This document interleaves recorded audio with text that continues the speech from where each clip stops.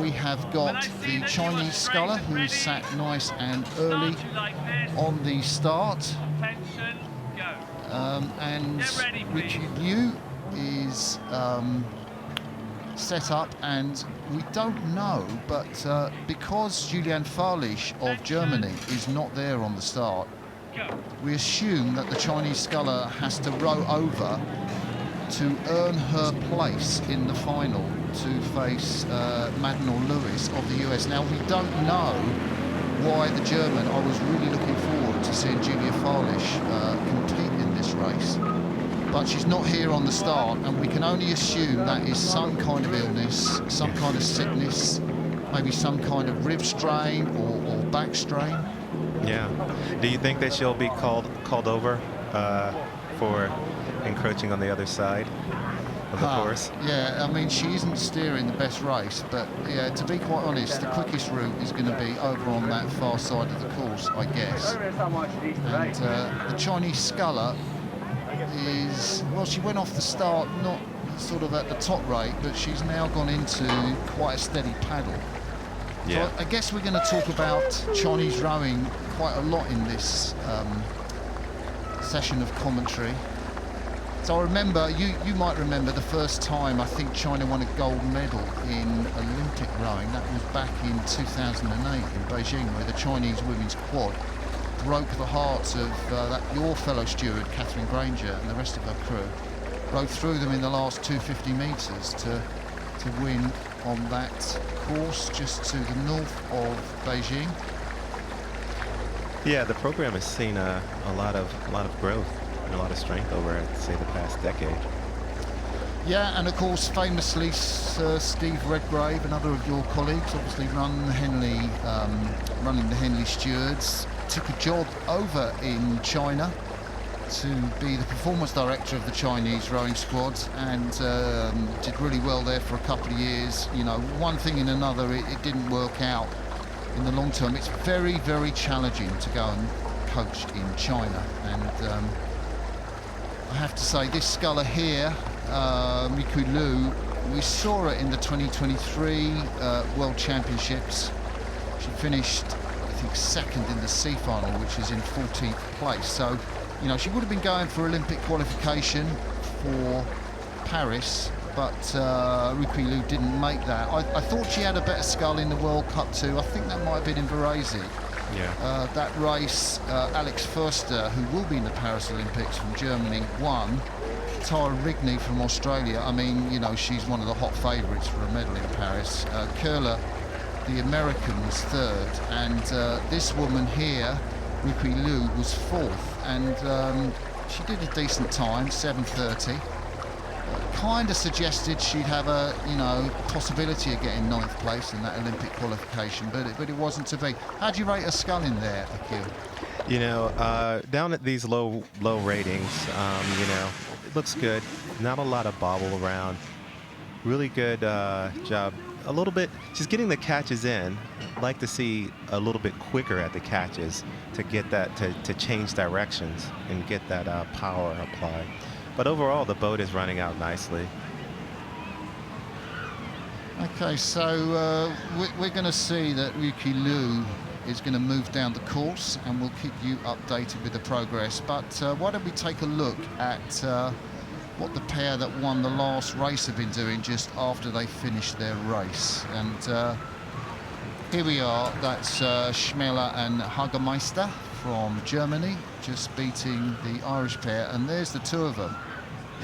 You can see the size there, the size difference. René Schmeller, the 26-year-old, towers over Thies Hagermeister, the 27-year-old. You know, and often that it can be quite difficult to match up when you have those size differentials, especially in the pair. I rode with a giant guy who was about 6'8" in the double, and just getting the gearing right so that our oars, you know, matched up was a difficult. I can imagine what it's like in the pair. What was his name? His name was... I'll put you on the spot there. Yeah, you did. Well, we never made it to the world level. This was while we were training, you know, for nationals. Yeah. So if you've just tuned in, you are watching a row over that happens when one of the competitors is unable to compete through injury or illness. In this case, it's the German sculler Julian Farlisch, and we were really looking forward to seeing her line up against Riqui Liu, but it hasn't happened. But you know, China are strong contenders now. The Chinese women's quad, of course, Olympic champions in Tokyo. I guess the best sculler is Zhong Lin in the 2 seat, who has pretty much finished. You thought of a name there. I got it. His name was Eric Eldridge. I don't know that name. Yeah. But Eric, okay, Yeah. Thank you, well done. So the Chinese quad of Chen Yuanxia, Yu Yong and CHN Tong, who are pretty much in the same order. The thing is, they're not being coached by the coach that took them to that gold, who is now unable to coach in China. And I think actually her partner is, maybe, I hope I got this right, in some kind of custody in China. So Yeah. things have changed, but I gather that Tom Kay, who was the former Nottingham lightweight that Steve Redgrave brought out there, Right. has been brought in to assist or be the primary coach of that Chinese women's quad.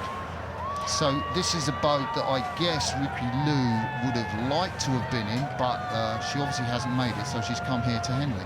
Yeah.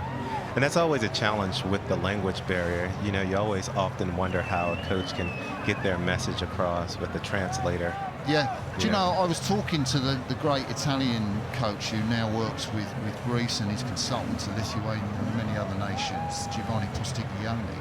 And when he went first from Italy to Greece, he said it was easier to communicate without the language to the rowers. Really? Yeah.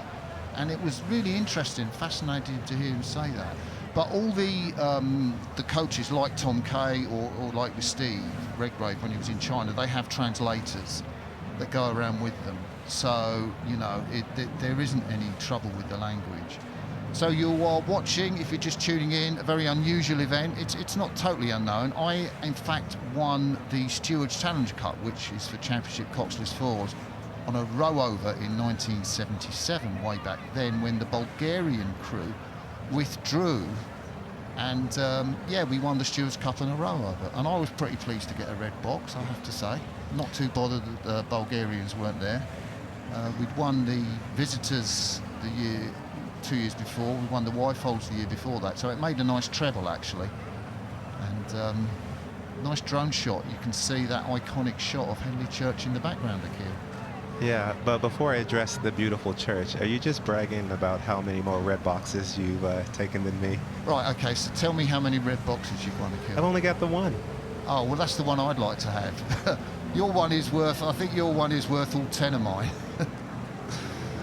Wonderful, and there's a beautiful shot. I mean, the weather's really just come around for us right now. You can see people out along the side of the course as this Chinese sculler Liu comes down the course in this row over. So I guess one of the questions that people will be wondering is, you know, Riqui Liu has now got a row over, but, you know, we've got a second semi-final with the two Americans, Cicely Madden and Sophia Lewis, to come down later on. I mean, how much of an advantage is this? They're going to presumably go head-to-head madly against each other.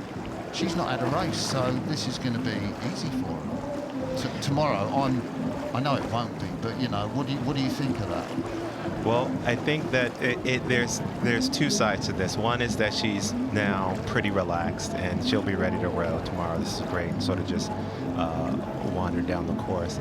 But at Henley, for me, I always like to race every day because there's something about having been in that space. Yeah. And, you know, these athletes train and are physically ready and physically prepared.